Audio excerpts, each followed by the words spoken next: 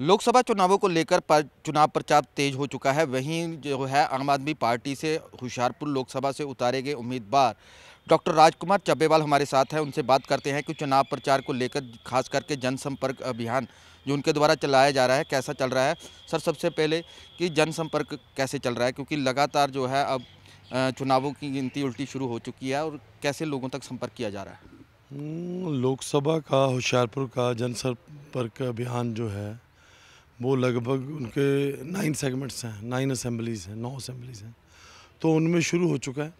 और लोगों का जो रिएक्शन है या लोगों का रिस्पांस है वो आम आदमी पार्टी के सरकार के कामों को देखते हुए, भगवंत मान जी की ईमानदारी को देखते हुए, केजरीवाल जी की सोच को देखते हुए लोग बहुत खुश हैं। ख़ास तौर पे जो उनको 2 सालों में जो काम हुए हैं वो काम बहुत बेमिसाल हुए हैं। जैसे कि जो बिजली का बिल है वो लगभग मेरा ख्याल सभी घरों का माफ़ ही हो चुका है। इसके अलावा रोज़गार की मान सरकार बात कर रही है, एम्प्लॉयमेंट की बात कर रही है। 43,000 जो हैं नौकरियां दी गई हैं, और सेहत सेवाएँ बेहतर की गई हैं। आम आदमी क्लिनिक्स हैं और दवाइयाँ हैं, टेस्ट हैं। सो सब कुछ जो है बड़ा अच्छा चल रहा है। सो उसको देखते हुए लोगों का जो रिएक्शन एंड रिस्पांस बहुत अच्छा है। सर, सबसे बड़ी बात है 9 असेंबलीज है, और ख़ास करके इन असेंबलीज़ में बहुत सारी समस्याएं हैं। कैसी समस्याएं हैं? अलग-अलग असेंबलीज़ की अलग-अलग समस्याएं होती हैं। कैसी समस्याएं आपके सामने हैं? जब आप जीतेंगे उनको उस पहल के आधार पे पूरा करवाने में आप काम करोगे? असेंबलीज़ की समस्याएं तो ऑलमोस्ट अलग-अलग क्षेत्र में अलग-अलग हैं। तो ब्रॉडली जो समस्याएं मैं देख रहा हूँ वो पूरे होशियारपुर लोकसभा को एक मेडिकल कॉलेज की, हॉस्पिटल की, और जैसे पीजीआई जैसे सैटेलाइट सेंटर की वो बहुत ज़रूरत है। क्योंकि बहुत कई दहाकों से मैं सुन रहा हूँ कि मेडिकल कॉलेज आ रहा है, कैंसर हॉस्पिटल आ रहा है, बट ऐसा कुछ हुआ नहीं। उसको लाएंगे, चलाएंगे और लोगों को समर्पित करेंगे। और दूसरी जो सबसे बड़ी बात है कि क्योंकि एजुकेशन में होशियारपुर बहुत ही लिटरेसी रेट होशियारपुर का अव्वल है, तो उसको देखते हुए रीजनल कोई यूनिवर्सिटी अच्छी लेके आएंगे, और जो रीजनल यूनिवर्सिटी ऑलरेडी यहाँ पे एग्जिस्ट करती है उसको अपग्रेड करेंगे। और तीसरी बात जो है एम्प्लॉयमेंट पे हमारा गवर्नमेंट का फोकस है, तो रेल कोच फैक्ट्री जैसी बड़ी इंडस्ट्री लेके यहाँ पे आएंगे ताकि लोगों को रोज़गार मिल सके, बच्चों को रोज़गार मिल सके, बच्चों की ओवरसीज़ माइग्रेशन या फॉरेन कंट्रीज़ को माइग्रेट हो रहे हैं वो कम हो सके। इसके अलावा क्योंकि होशियारपुर ज़्यादातर जो है प्रॉपर ज़िला वो फुट हिल्स में है, कंडी एरिया है, तो वहाँ पे टूरिज़्म को डेवलप करने, डैम्स भी हैं, तो वहाँ पे टूरिज़्म को डेवलप करने की पूरी कोशिश करेंगे ताकि होशियारपुर के जो रेवेन्यू है वो इंक्रीज़ हो सके, बढ़ सके। और इसके अलावा रेल लिंक्स बेटर करेंगे। टांडा को फगवाड़ा से जोड़ेंगे वाया होशियारपुर, तो इससे और भी हम सेंट्रली कनेक्ट होंगे और जो बिज़नेस है बढ़ेगा।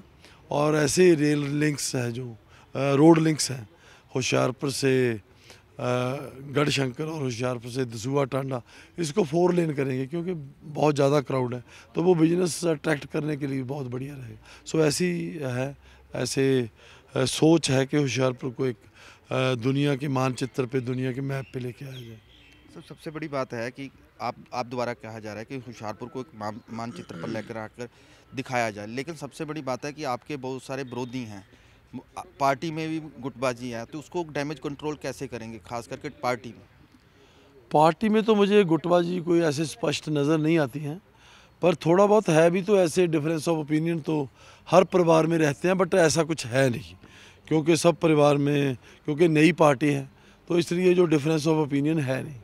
तो जैसे मुझे प्यार मिला है, जैसे मैं अभी पार्टी में आया हूँ, तो पार्टी में जो प्यार मिला है, जो पार्टी में जोश है वो काबिल तारीफ़ है। और जोश को देखते हुए, यूनिटी को देखते हुए मुझे लगता है कि हम जीतेंगे। सर, 2019 में आपने चुनाव कांग्रेस पार्टी की सिंबल पर लड़ा था, लेकिन इस बार आम आदमी पार्टी के सिंबल पर लड़ रहे हो। दोनों पार्टियों में क्या अंतर देखते हो, खास करके 2017 में और 2019 में, और 2024 में कितना फ़र्क मानते हो कि लोगों की समस्याएं बढ़ी हैं या कम हुई हैं? 2024 में जैसे जब मैं चुनाव लड़ रहा हूँ तो मैं पहले भी आपको बताया कि आम आदमी पार्टी की जो सोच है, जो सरकार के काम हैं 2 साल के, वो बहुत अच्छे काम हैं। मतलब लोगों को बताना नहीं पड़ता, लोग आपको बताते हैं कि ये काम हमारे हुए हैं। और दूसरी बात, पार्टी की सबसे बड़ी जान होती है डिसिप्लिन और संगठन। डिसिप्लिन भी बहुत अच्छा है, संगठन भी बहुत अच्छा है, और जो गुटबंदी है वो मुझे तो कहीं आज तक अभी तक कोई गुटबंदी दिखी नहीं। लेकिन मतलब अब जो जब आप चुनाव लड़ रहे हो उस समय की समस्याएं लोगों की और इस समय की समस्याओं को कितना फ़र्क मानते हो कि उसमें उस समय कम थी या इस बार बढ़ चुकी हैं, उनको कम किया जा ये सकता समस्याएं तो जस की तस है। जो मैंने बताया जी, होशियारपुर में तो पहले जो मेंबर पार्लियामेंट जितने भी रहे भी हैं, तो स्पेशली 10 साल तो बीजेपी के रहे हैं। इन 10 सालों में तो कुछ भी नहीं हुआ। कोई इंडस्ट्री, कोई मेडिकल कॉलेज, कितने दहाकों से तो आप ही सुन रहे हो। 10 साल तो हो ही गए, 10 साल तो इनके ही हो गए। ना तो काम दिखे हैं, और ना जो मेंबर पार्लियामेंट बने थे ना वो दिखे हैं। तो लोग तो बहुत मायूस है, लोग बहुत फ्रस्ट्रेटेड हैं, और लोग इस बार पूरा सबक सिखाने के मूड में हैं। लेकिन जो बीजेपी के उम्मीदवार नेता सोम प्रकाश हैं, उनके पति पहले सांसद थे, तो उनका सोम प्रकाश का कहना है कि उनके कामों के आधार पर लोग उनको वोट करेंगे और उसी पर वो जीतकर जो है दोबारा संसद में पहुंचेंगे। लेकिन आप कह रहे हो कि काम नहीं हुआ, वो कह रहे हैं कि इंफ्रास्ट्रक्चर बड़ा है, रेल लाइन बिछ रही हैं, बहुत सारे काम हुए हैं उनकी सरकार में, और हर घर जल और नल लोग उसका फ़ायदा उठा रहे हैं। किसानों को किसान समृद्धि योजना का लाभ मिल रहा है, स्वास्थ्य योजना का लाभ मिल रहा है, तो इसको स्वास्थ्य योजना का लाभ किसको मिल रहा है? स्वास्थ्य योजना, आयुष्मान कार्ड जो इनके हैं वो कई इंस्टीट्यूट्स में काम नहीं कर रहे हैं। उसके बाद अगर स्वास्थ्य योजना के अलावा और जितनी भी योजनाएं हैं, जो किसानों की योजना बता रहे हैं, तो उनको क्या दे रहे हैं ये 500 रुपये महीना? वो क्या काफ़ी है? उसके बाद किसानों के साथ हुआ क्या है? कितना धोखा हुआ है? उनको बोला था कि एमएसपी देंगे, क्या दिया है? बिल्कुल ऐसे बातें जो करने को जो मर्जी किए जाओ, बट काम तो वो होता है जो लोग बताएं, जो लोग बोलें। ऐसा कुछ भी इंफ्रास्ट्रक्चर में या कुछ काम नहीं हुआ है। जो कुछ काम थोड़ा बहुत हुआ भी है वो लोगों का टैक्स का पैसा है। और इससे तो आप सबसे बड़ी जो प्रॉब्लम है, जो बात है, वो ये है कि पंजाब का 8500 करोड़, 8,500 करोड़ रुपया जो है वो पंजाब का रोका हुआ है। तो कौन आवाज़ उठाएगा उसकी? तो ये तो आवाज़ उठा नहीं रहे। सड़कें हमारी बन रही नहीं, इंफ्रास्ट्रक्चर डेवलपमेंट हमारी पंजाब सरकार को हमारे टैक्स के पैसे का नहीं करने दे रहे, तो और क्या करेंगे?